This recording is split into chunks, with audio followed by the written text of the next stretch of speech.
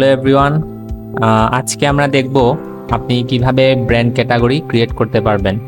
ধরেন আপনি আপনার ওয়েবসাইটে বিভিন্ন ব্র্যান্ডের প্রোডাক্ট নিয়ে বিজনেস করেন। আপনি চাচ্ছেন যে ব্র্যান্ডের নেম দিয়ে আপনি ফিল্টারিং করতে, তো সেই জন্য আমরা ব্র্যান্ড ক্যাটাগরি ক্রিয়েট করে থাকি। তো আজকে আমরা দেখব আপনি খুব অল্প কয়েকটি ক্লিকের মাধ্যমেই কিভাবে আপনি একটি ব্র্যান্ড ক্যাটাগরি ক্রিয়েট করতে পারবেন। সেই জন্য আমরা প্রথমেই চলে আসলাম ড্যাশবোর্ডে, তারপরে চলে যাব প্রোডাক্টস থেকে অল ব্র্যান্ডস থেকে ধরেন আমি এড নিউ করলাম।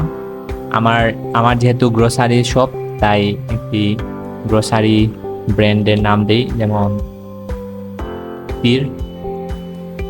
ওকে, তো আপনি যদি ওই ব্র্যান্ড রিলেটেড কোনো ইমেজ ইউজ করতে চান, এইখান থেকে আপনি সিলেক্ট করতে পারেন।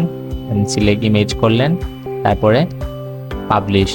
আপনার ওই ব্র্যান্ডটি আপনার স্টোরে ক্রিয়েট হয়ে গেল। আপনি এখন ওই ব্র্যান্ডের সাহায্যে আপনি বিভিন্ন প্রোডাক্টের ফিল্টারিং করতে পারবেন। তো এই ছিল আজকের ভিডিও।